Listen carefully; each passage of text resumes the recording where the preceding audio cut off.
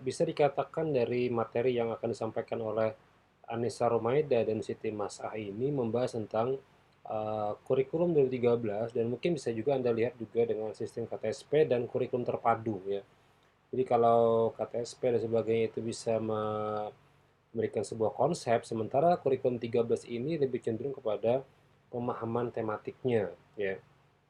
Nah, eh, bisa dikatakan bahwa kenapa dalam unsur-unsur pembelajaran PAI itu ada yang namanya perencanaan, pembelajaran, dan penilaian, karena lebih cenderung kepada tematiknya. Contoh gini, di RPP ini satuan pendidikannya adalah SMP dan SMA. SMP ya, mungkin agak sedikit pecah ya gambarnya. Kalau begini kan kekecilan ya.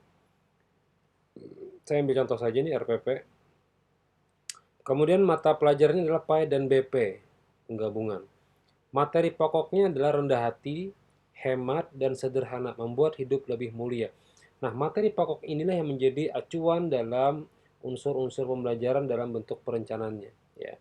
Sehingga nanti akan ditemukan kompetensi inti, ya ini, dan B kompetensi dasar dan indikator pencapaian kompetensi. Artinya apa? Bahwa perencanaan yang kita wacanakan di awal seperti yang dijelaskan tadi, bahwa sebenarnya sebelum melaksanakan itu ya dilihat dulu dengan sistem pembelajarannya. Apa hubungan antara PAI dan BP, atau hubungan ini dengan yang lainnya?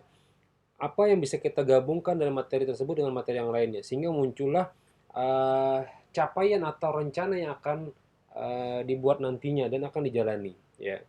Sehingga kita harus tahu apa itu hakikatnya, ya. Kalau kita bisa melihat secara umum, hakikatnya cuma tiga, ya. Bisa bisa dikatakan dia bisa mengembangkan, dan bisa dikatakan juga dia bisa merubah sikap tingkah laku yang dinamis ya. Jadi belajar itu ya ada perubahan gitu aja. Ya. Sama dengan konsep berkah kan, ziyaratul khair al khair itu konsepnya apa? Ada sebuah kebaikan dalam membelajar. Maka sangat naif sekali jika kita berada di sebuah kelas, selesai pembelajaran Anda tidak mendapatkan apa-apa. Yang Anda dapatkan hanya sekedar kebingungan. Itu aneh. Maka yang perlu kita tekankan adalah apa yang didapatkan peserta didik ketika selesai pembelajaran itu, di kelas atau dimanapun berada. Sama dengan online, ya. Kalau sekarang konsepnya online, ketika student as a teacher, metodenya adalah murid menjadi seorang guru, metode pembelajarannya seperti nanti akan disampaikan, itu pada prakteknya adalah bahwa minimal Anissa Rumaida dan Siti Mas'a ini lebih cenderung menguasai materi yang akan dia sampaikan dibanding pendengar lainnya. Nah, tapi ketika sudah terjadi interaksi antar lingkungan yang melibatkan unsur Anissa dan Siti Mas'a, maka terjadilah unsur kognitif, afektif, dan psikomotorik antar yang mendengar dan yang menyampaikan. Meskipun pada dasarnya yang menyampaikan akan lebih menguasai dibanding yang mendengar. Tapi tidak heran nanti ketika dia sudah sangat paham, maka si pendengar mungkin akan juga menguasai materi yang telah disampaikan oleh rekan-rekan tentang memahami pembelajaran tematik ya. Nah, maka bisa dikatakan bahwa belajar itu tentu ya proses di mana kemampuan sikap, pengetahuan, dan konsep dapat dipahami, diterapkan, dan digunakan untuk dikembangkan dan diperluas. Artinya begini, bahwa pembelajaran yang sifatnya belajar itu bukan hanya sekedar belajar, tapi lebih kepada prosesnya, ya, proses dalam pembelajaran. Dan bagaimana kita bisa memahami pembelajaran itu harus dikembangkan dan diperluas. Jadi contoh itu bukan hanya berdasarkan buku. Jadi sangat naif juga kalau mengajar itu hanya cenderung berdasarkan buku saja. Anda harus melihat real fakta pada masa ini. Sekarang ini apa yang menarik di masyarakat. Sekarang ini pendidikan apa, sistem bagaimana yang harus kita kembangkan. Jangan sampai kita ketinggalan dengan istilah-istilah yang 4.0 nanti, atau mungkin 4.5 atau 4 sudah 5.0 seterusnya ya. Perkembangan digitalisasi ini juga menjadi sebuah kecenderungan teknologi. Tunggu dulu Pak. Ya, pada dasarnya itu akan menjadi sebuah apa ya, cambukan bagi kita ketika kita mengajar atau memahamkan sebuah materi, tapi ya kita sendiri tidak paham dengan materi itu sendiri. Ya. Atau bisa jadi kita gaptek. Gaptek ada ya terjadi ya? Mungkin bisa jadi gaptek. Terjadi gaptek mungkin ya, karena pada pada prinsipnya kita ya masih kesulitan dalam memahaminya ya. Nah, mungkin mungkin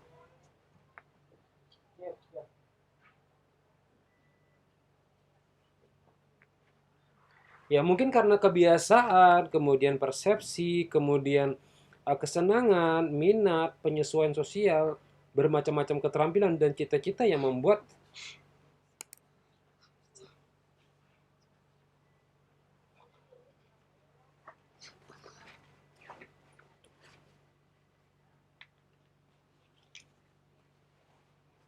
dalam mencapai sebuah pengetahuan yang berhasil ya.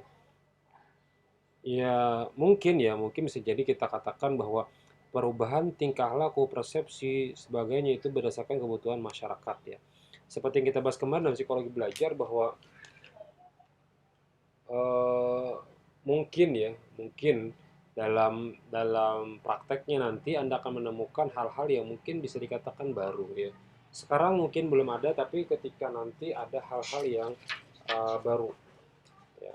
Maka itu perlu dipahami mengenai hakikat belajar ya atau hakikat dalam pembelajaran ya. Baik, kita lanjutkan ke catatan dari saudari Mas Ah dan Anissa mengenai kelebihan dan kekurangan model pembelajaran tematik ya. Hasil belajar yang saya bahas tadi sebenarnya apa? Bahwa nih catatan jawabannya kalau ada yang bertanya, mungkin orang itu akan melakukan perbuatan belajar untuk mengimbangi kakinya yang hilang itu dengan mempelajari keterampilan-keterampilan baru. Artinya apa?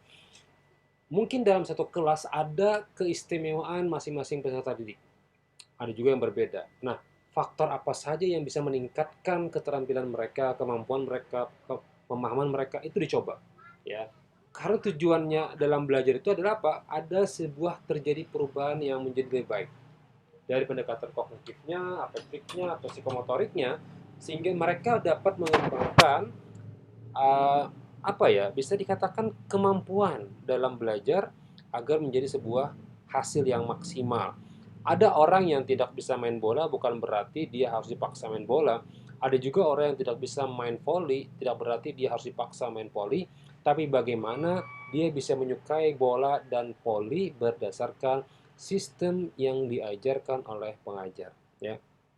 Nah, ini yang namanya ada pendekatan kelebihan dan kekurangan dalam pembelajaran yang sifatnya mungkin tematik-tematik itu, ya.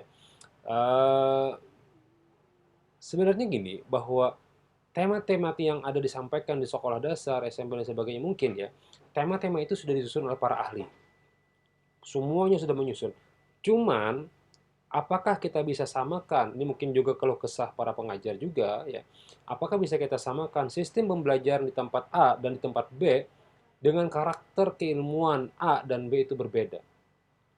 Si A sudah cepat paham sementara B belum, tapi lanjut terus, lanjut terus. Akhirnya apa? Ya mungkin akan terjadi orang yang tidak bisa main bola dipaksa main bola.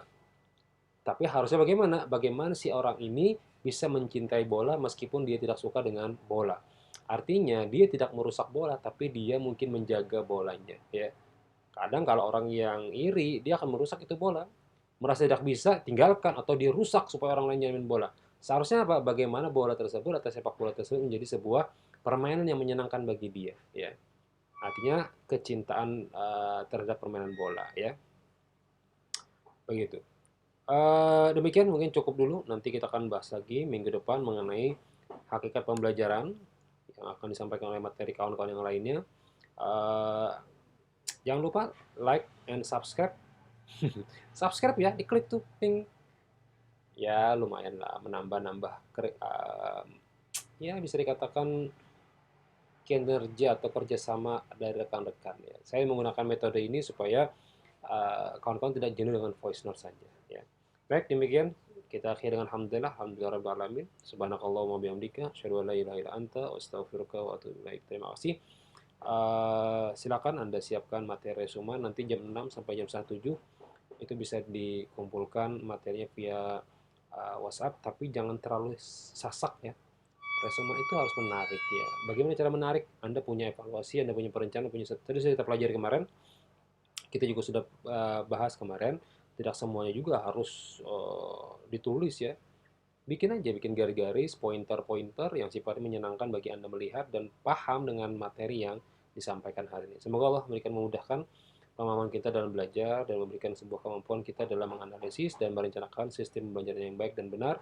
Dan semoga apa yang kita sampaikan mendapatkan berkah dari Allah Subhanahu wa taala untuk kita, Anda dan mungkin murid-murid Anda nanti-nantinya ketika Anda sudah menjadi seorang pengajar, guru atau seorang ya bisa dikatakan panutan bagi orang lain ya. Demikian subhanakallahumma bihamdika asyhadu an la ilaha illa anta astaghfiruka wa atubu ilaik. Ketemu lagi minggu depan insyaallah. Assalamualaikum warahmatullahi wabarakatuh.